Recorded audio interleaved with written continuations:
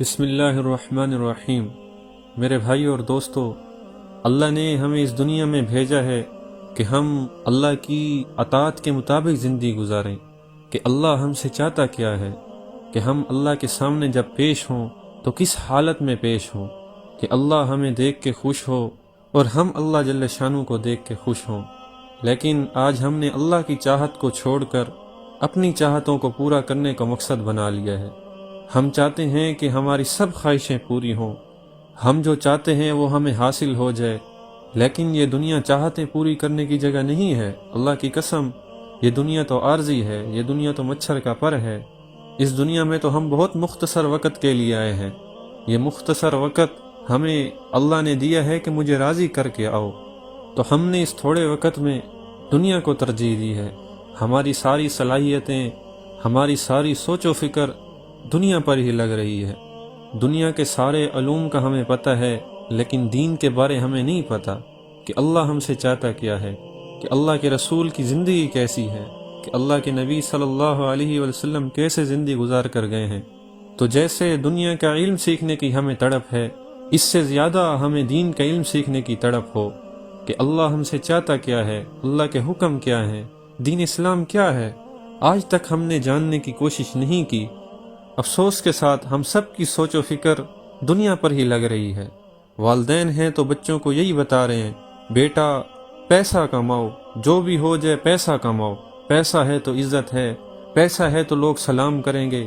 لیکن عزت کا معیار، کامیابی کا معیار اللہ کے ہاں یہ نہیں ہے۔ عزت کا معیار، کامیابی کا معیار اللہ کے ہاں دین اسلام ہے۔ تو ہماری ساری صلاحیتیں دنیا کے علم پر لگ رہی ہیں کہ ہم یہ بھی پڑھ لیں، یہ بھی سیکھ لیں، حالانکہ دنیا پر اللہ کے وعدے نہیں ہیں۔ ہم دنیا میں جتنے آگے بڑھ جائیں، ہم جتنی ڈگریاں اکٹھا کر لیں، ہم جتنا بھی دنیا کے علوم پر عبور حاصل کر لیں، ہم کامیاب نہیں ہو سکتے جب تک اللہ نہ چاہے۔ دنیا بقدر مقدر ہے، دین بقدر محنت ہے۔ دنیا جو آپ کے مقدر میں ہے وہی آپ کو ملے گی۔ دین پر آپ جتنی محنت کریں گے، جتنا اللہ کو راضی کرنے کی کوشش کریں گے، جتنا حضور اکرم صلی اللہ علیہ وآلہ وسلم کے مبارک طریقوں کے مطابق زندگی گزارنے کی کوشش کریں گے، اتنا ہی آگے بڑھتے چلے جائیں گے، اتنا ہی اللہ کے ہاں آپ کا مقام بڑھتا چلا جائے گا۔ جتنا گناہوں سے بچنے کی کوشش کریں گے، جتنا نیکیوں پر اپنے آپ کو کھڑا کریں گے، تو اللہ جل شانہ اتنا ہی آپ کو مضبوط کرتے چلے جائیں گے۔ دین پر اللہ کا وعدہ ہے، دنیا پر نہیں ہے۔ خدا کی قسم، دنیا آپ کے مقدر میں جو اللہ نے لکھی ہے وہی آپ کو ملے گی، نہ زیادہ نہ کم۔ حضور صلی اللہ علیہ وسلم نے فرمایا، جس کا مفہوم ہے کہ رزق انسان کو اس طرح تلاش کرتا ہے جیسے موت تلاش کرتی ہے، اور حدیث شریف کا مفہوم ہے کہ انسان کو اس وقت تک موت نہیں آ سکتی جب تک اس کے مقدر میں لکھا ہوا رزق اسے نہ مل جائے۔ جو ہمارے مقدر میں اللہ نے رزق لکھ دیا ہے وہ ہمیں مل کر رہے گا۔ موت ہمیں اس وقت تک نہیں چھو سکتی جب تک ہمارے مقدر میں لکھا ہوا رزق نہ مل جائے۔ کہ اللہ نے رزق کا وعدہ کیا ہے، لیکن ہم سب مسلمان رزق کے پیچھے مارے مارے پھر رہے ہیں، حالانکہ اللہ نے رزق کا وعدہ کیا ہوا ہے، اور اللہ نے مغفرت کا وعدہ نہیں کیا، اور ہم سب مسلمان یہی کہتے ہیں اللہ جل شانہ معاف کر دے گا، اللہ غفور رحیم ہے، اللہ معاف کر دیں گے۔ اللہ معاف کرنے والے ہیں، واقعی اللہ معاف کرنے والے ہیں، لیکن اللہ جل شانہ کا قانون بھی ہے، اللہ جل شانہ کا ضابطہ بھی ہے۔ جو اللہ کی اطاعت کرے گا، جو اللہ کی فرما برداری کرے گا، اللہ جل شانہ اس سے عزت کا تاج پہنائے گا۔ جو بغاوت والی زندگی گزارے گا، جو اللہ کی نافرمانی والی زندگی گزارے گا، اللہ اس سے عزت کے تاج نہیں پہنائے گا۔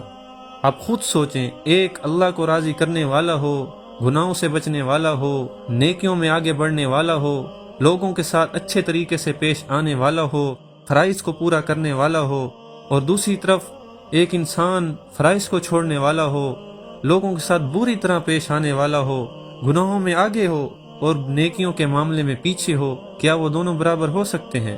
تو اللہ نے مغفرت کا وعدہ نہیں کر رکھا، تو ہم مغفرت کے معاملے میں مطمئن ہو چکے ہیں کہ اللہ ہمیں معاف کر دے گا، حالانکہ اللہ نے رزق کا وعدہ کیا ہے، ہم رزق کے معاملے میں مطمئن نہیں ہیں۔ ہماری ساری سوچ و فکر، ساری صلاحیتیں دنیا کمانے میں ہیں، حالانکہ حضور صلی اللہ علیہ وسلم کا فرمان ہے جس کا مفہوم ہے، آدمی کہتا ہے میرا مال میرا مال، حالانکہ اس کا مال وہ ہے جو اس نے کھا لیا، پہن لیا اور آگے بھیج دیا، باقی جو بچا وہ اس کے وارثوں کا مال ہے۔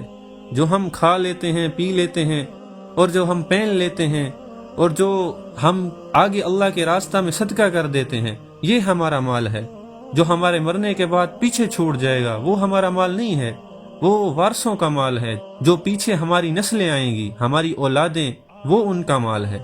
تو جو ساتھ جانا ہے وہ کیا ہے؟ اعمال ہیں، اللہ کے حکم ہیں، نبی صلی اللہ علیہ وسلم کی زندگی ہے۔